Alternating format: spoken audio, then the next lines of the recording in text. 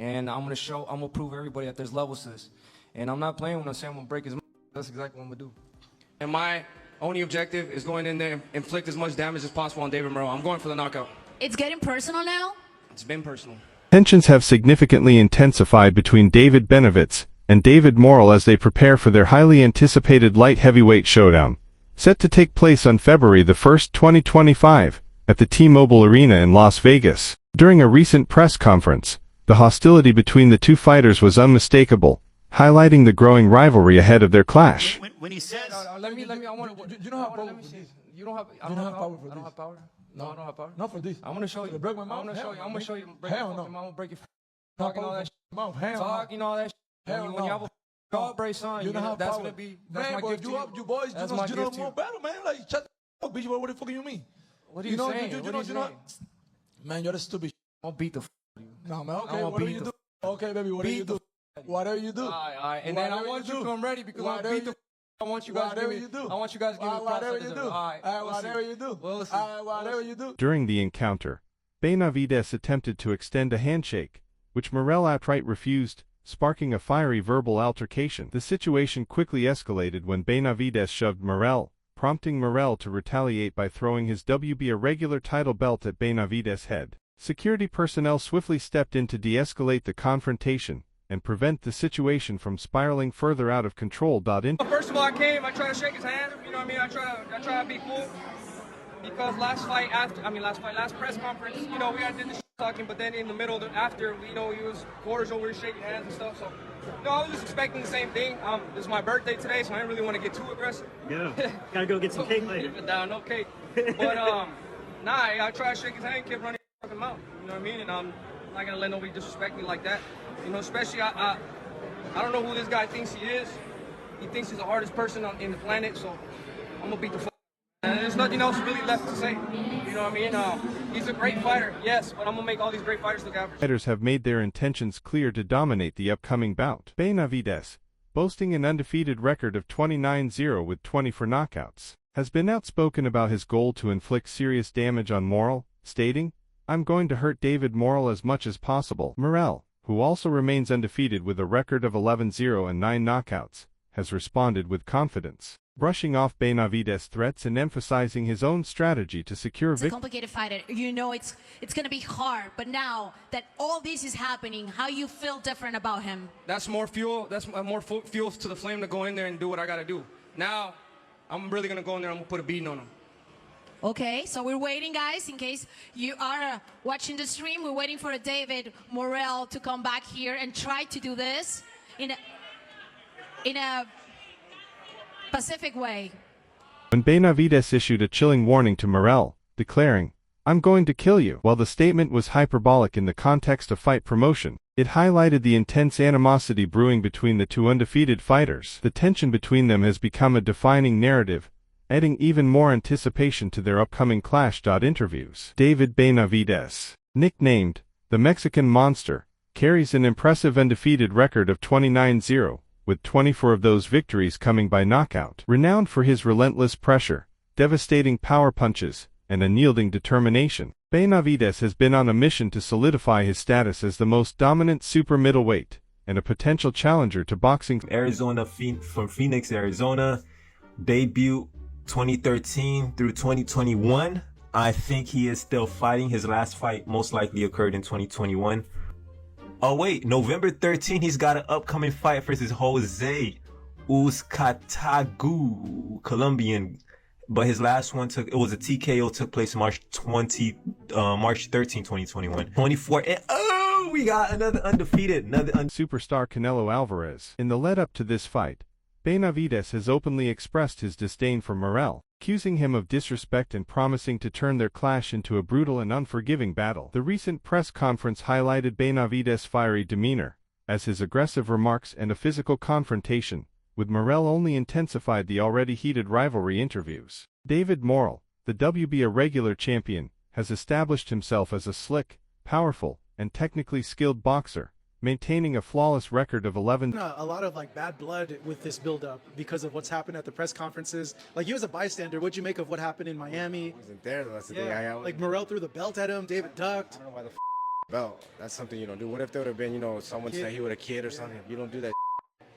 And that's how you know he's not how he says he is. He walks around like he's from the hood, like he's gangster. He's like, none of that shit. Why you gonna throw a belt? Why not pass the belt down to the side and go handle it? If you're really mad, if you're really about that, I mean, it is what it is. Did that type of response surprise you, from him? Just made me seem like he's a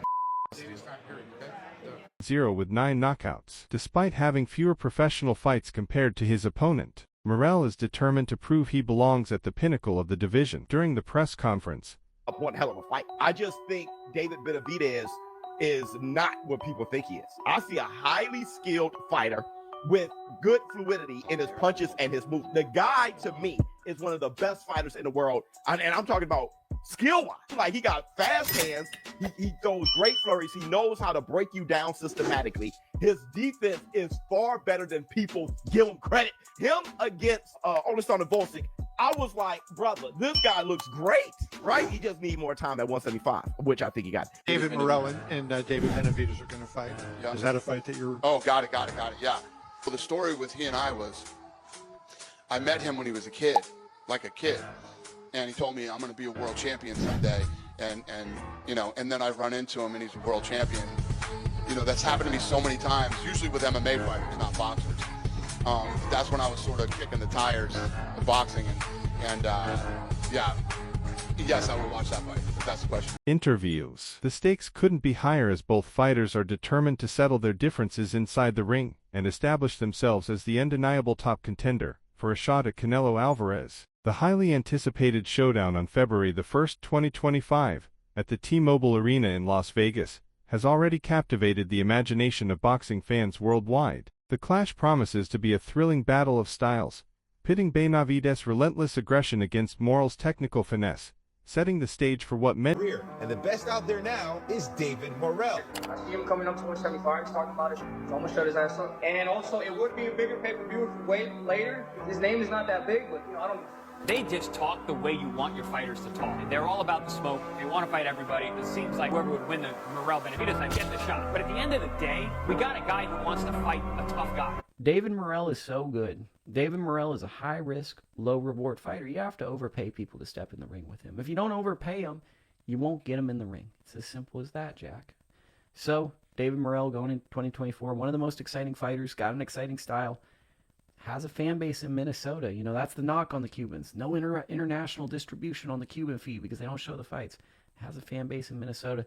Now we need to see the fights. Vladimir Shishkin, Kristen and Billy. Any of those guys on the back end of the top 10, I want to see them in with him.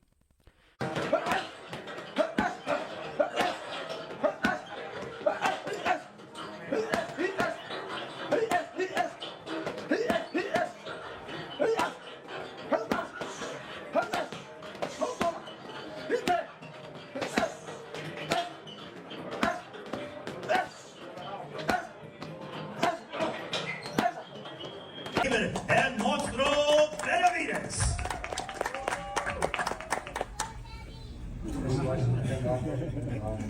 As possible. I also want to thank my wife, my son, my daughter, my father was living on San Lucas, all PBC. We used to cool with Sal Hammond, and here we are again. I told you guys I was going to give you the best fights that you guys wanted to see, and we're here again. We got this guy. He's been talking about me for a while, for about 2 or 3 years. Disrespecting me, disrespecting my dad, disrespecting my brother. So now, you want to take it personal with me. So I'm personally going to break his fucking mouth. So you have something to remember you like. I want to know who in these dudes' heads that they trying to fight in January. They ain't no main event, man. Don't nobody know David ass, man. Shit.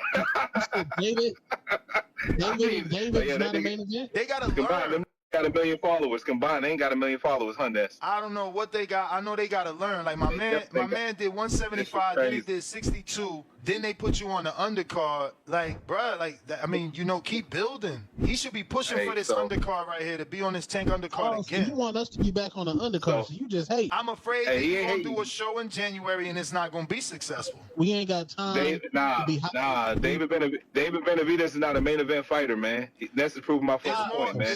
Anyways. It's more about... he ain't about his dance partner, man.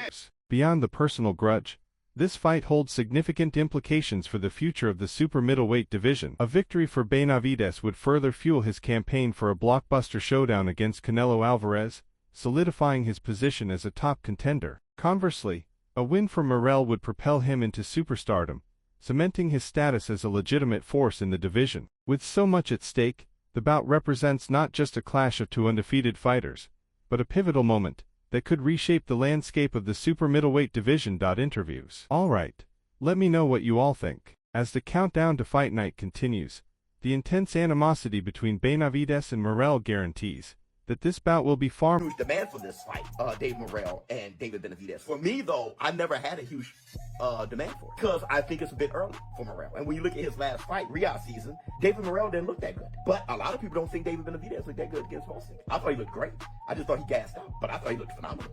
This fight, though, reminds me a bit of how they moved along Vargas. Remember when Vargas fought Trinidad? People wanted that fight until they saw it. He was a little too young, and he was showing a lot of promise, but I think they moved him along too quickly. Don't be surprised if David Benavidez give him a boxing lesson. David Benavidez, I think he's going to show some movement, shoot the jab, be busy. I think Morrel has a puncher's chance, and I think it's a phenomenal puncher's chance because he's so athletically gifted. Benavidez and David Morrel, right?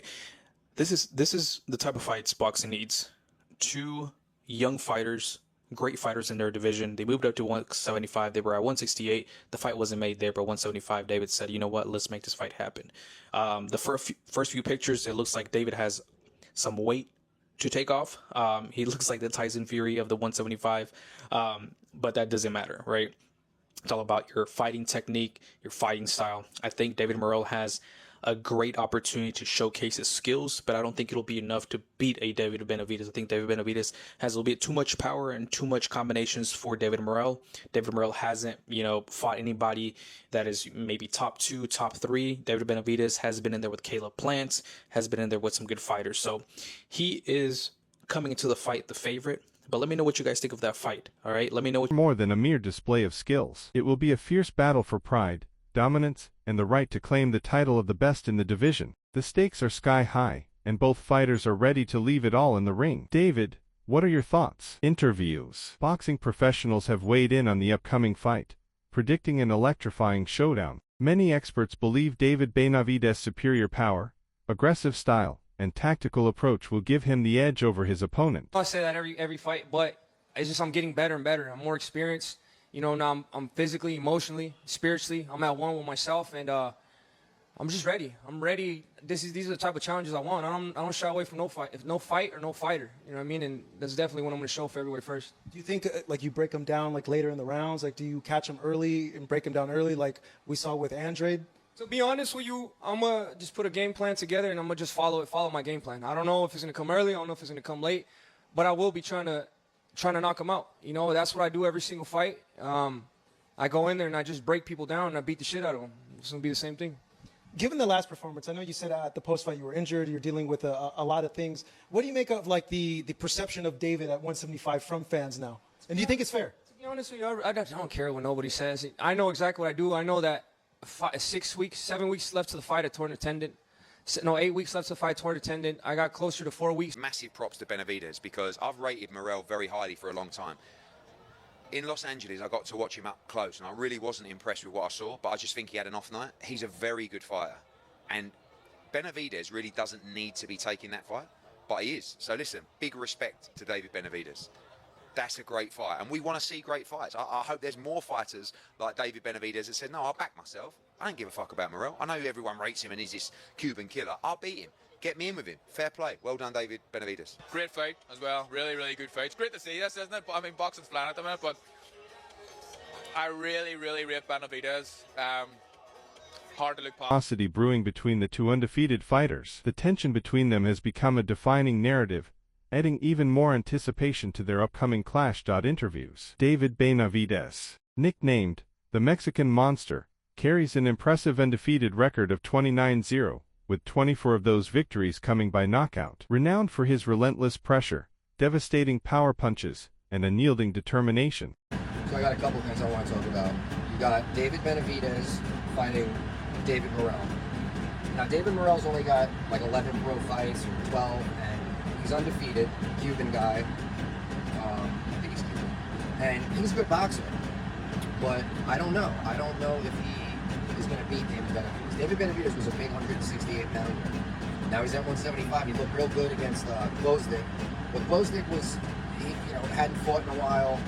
If it was the Glowstick, I think that fought Benavidez, even though he lost, he was winning the fight mostly until he got stopped. He's a great boxer, but he's past his prime. But I can see David Benavidez winning this. I don't know. Man, no secret for everybody that Benavidez, but you know Robocop? Yeah, that's it. Look, the Benavidez best plan. 12 round. You know, this time is the real secret. I never fight plan before. I mean, I think so plan not have the too much power for Benavidez. So you know, he's the big guy. He's as stronger too. So you have like the good lefts. You training hard. You have power. You have everything. I mean, nothing for you. Keep your. I can't dance. Move. I can dance. Benavidez can dance. Of the super middleweight division. A victory for Benavidez would further fuel his campaign for a blockbuster showdown against Canelo Alvarez, solidifying his position as a top contender. Conversely, a win for Morrel would propel him into superstardom, cementing his status as a legitimate force in the division. With so much at stake, the bout represents not just a clash of two undefeated fighters, but a pivotal moment that could reshape the landscape of the super middleweight division. Interviews. Alright, let me know what you all think. As the countdown to fight night continues, the intense animosity between Benavidez and Morrel guarantees that this bout will be far more than a mere display of skills. It will be